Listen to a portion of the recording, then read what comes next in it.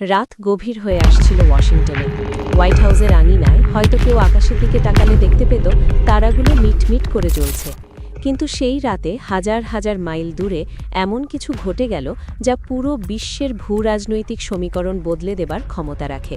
কল্পনা করুন একটি দৃশ্যের কথা। আমেরিকার প্রেসিডেন্ট ডোনাল্ড ট্রাম্প হয়তো রাতে হোয়াইট হাউসের বাগানে হাঁটছেন। হঠাৎ দূরে একটি উজ্জ্বল আলো দেখা গেল। মনে হচ্ছে একটি তারা যেন দ্রুত গতিতে এগিয়ে আসছে, কিন্তু পরক্ষণেই বোঝা গেল সেটি কোনো সাধারণ তারা নয়, সেটি একটি হাইপারসনিক ব্যালিস্টিক মিসাইল 2 টন বিস্ফোরক বহন করে ছুটে আসছে আমেরিকার মাটির দিকে। এই দৃশ্য হয়তো এখনও কাল্পনিক, কিন্তু গত রাতের পর থেকে এটি আর অসম্ভব নয়।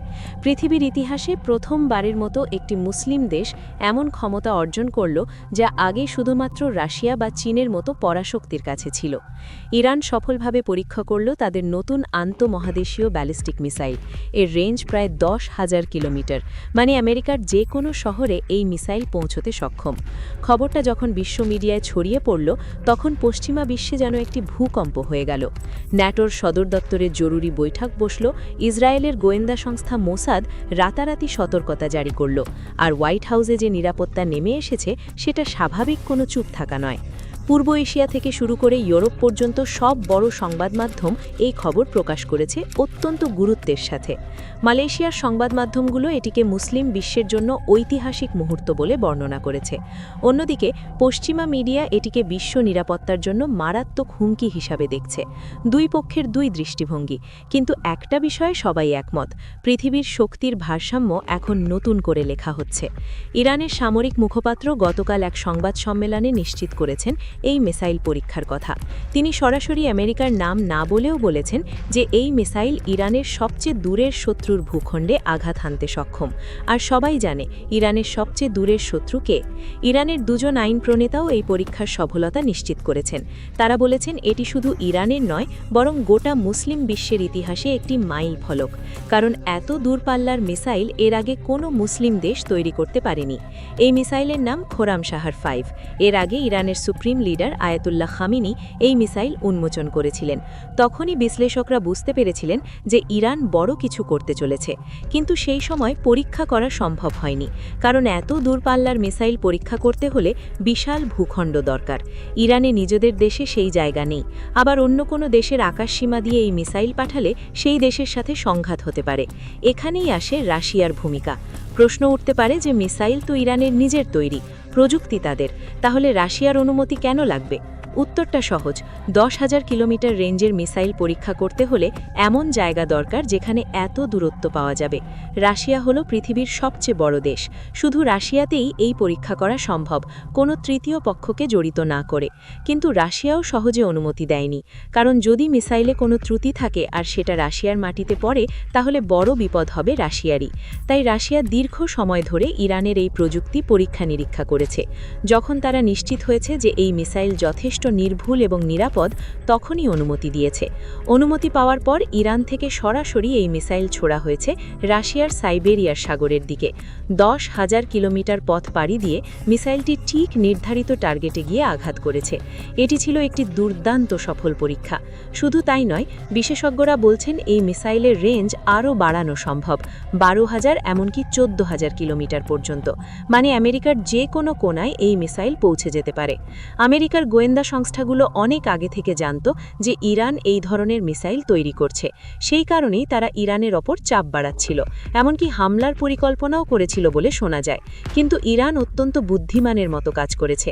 তারা একটি দুটি মিসাইল বানিয়ে ঘোষণা দেয়নি, বরং আগেই নিশ্চিত করেছে যে যথেষ্ট মজুদ আছে, কারণ তারা জানত পরীক্ষার ঘোষণা দেবার সাথে সাথেই আমেরিকা বা ইসরায়েল হামলা করতে পারে। সেই হামলায় যদি মিসাইল কারখানা ধ্বংস হয়ে যায়, তাহলে পাল্টা জবাব দেবার আর সুযোগ থাকবে না। তাই ইরান প্রথমেই তাদের উৎপাদন সক্ষমতা বাড়িয়েছে। খোরামশাহর 5 মিসাইল ডজন ডজন তৈরি করেছে, বিভিন্ন গোপন স্থানে সেগুলো মজুত করেছে। তারপর যখন তারা নিশ্চিত হয়েছে যে 50 থেকে 60টি মিসাইল প্রস্তুত আছে, তখনই পরীক্ষার ঘোষণা দিয়েছে। এখন যদি আমেরিকা হামলা করে, তাহলে ইরান তাৎক্ষণিক পাল্টা জবাব দিতে পারবে। এই কৌশলগত পরিকল্পনা ইরানকে একটি শক্তিশালী অবস্থানে নিয়ে এসেছে। এই পরীক্ষার পর আমেরিকা যেন একটু থমকে গেছে। তারা এখন বুঝতে পারছে না কিভাবে প্রতিক্রিয়া প্রতিক্রিয়া দেখাবে, কারণ এখন ইরানের বিরুদ্ধে সরাসরি যুদ্ধে যাওয়া মানে নিজের মাটিতে মিসাইল হামলার ঝুঁকি নেয়া, আর এই ঝুঁকি নেয়ার জন্য আমেরিকা মানসিকভাবে প্রস্তুত নয়। তারা এতদিন নিরাপদে বসে মধ্যপ্রাচ্যে বোমা ফেলেছে, এখন সেই নিরাপত্তার অনুমতি চলে গেছে। এই মিসাইল পরীক্ষার পর ইরান আরও একটি বড় পদক্ষেপ নিয়েছে। কিছুদিন আগে আমেরিকার চাপে ইরান তাদের অভ্যন্তরীণ কিছু বিক্ষোভকারীর বিচার স্থগিত করেছিল। সেই সময় ডোনাল্ড ট্রাম্প গর্বের সাথে বলেছিলেন যে ইরান আমাদের কথা শুনেছে, তাই আমরা এখন হামলা করব না। কিন্তু এখন মিসাইল পরীক্ষার পর ইরান নতুন ঘোষণা দিয়েছে। তারা বলেছে আমেরিকার হুমকি ধামকির কোনো মূল্য নেই। যারা দেশের বিরুদ্ধে বিদেশি গোয়েন্দা সংস্থার সাথে হাত মিলিয়েছে তাদের কোনো ছাড় দেয়া হবে না। ইরান সরকার 3 দিনের আলটিমেটাম দিয়েছে।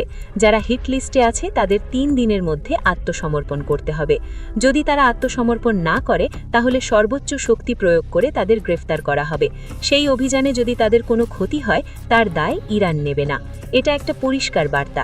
ইরান দেখাতে চাইছে যে এখন তারা আর কারো মুখাপেক্ষী নয়। বিদেশি চাপে তারা নত স্বীকার করবে না। পশ্চিমা বিশ্বের সামরিক বিশেষজ্ঞরা আশঙ্কা করছেন যে এই বিচারে যারা দোষী সাব্যস্ত হবে তাদের সর্বোচ্চ শাস্তি দেয়া হবে। ইরানে এই ধরনের ক্ষেত্রে সর্বোচ্চ শাস্তি মানে মৃত্যুদণ্ড।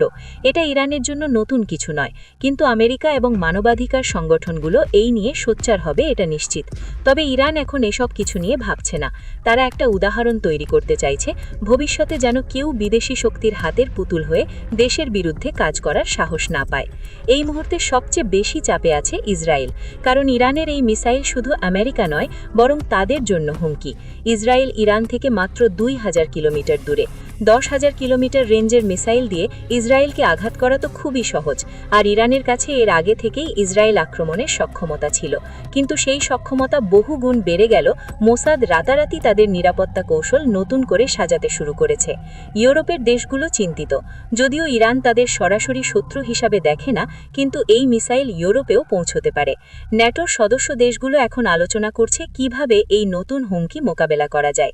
কেউ কেউ বলছেন ইরানের ওপর আরও কঠোর নিষেধাজ্ঞা দেওয়া উচিত, আবার কেউ কেউ বলছেন নিষেধাজ্ঞা দিয়ে কিছু হবে না, বরং কূটনৈতিক পথে সমাধান খুঁজতে হবে।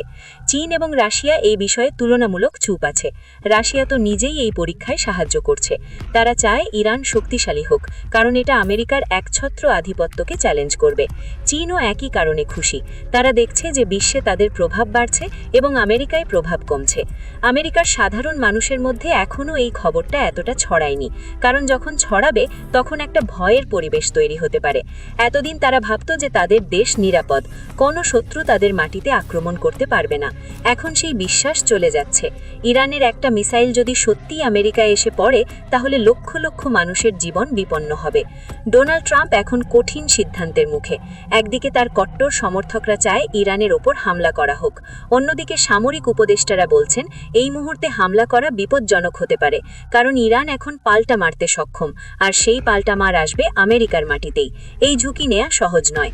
বিশ্বের ভূ রাজনীতিতে একটা নতুন অধ্যায় শুরু হয়েছে। একটি মুসলিম দেশ প্রথমবারের মতো এমন সক্ষমতা অর্জন করল যা আগে শুধু পরাশক্তিদেরই ছিল।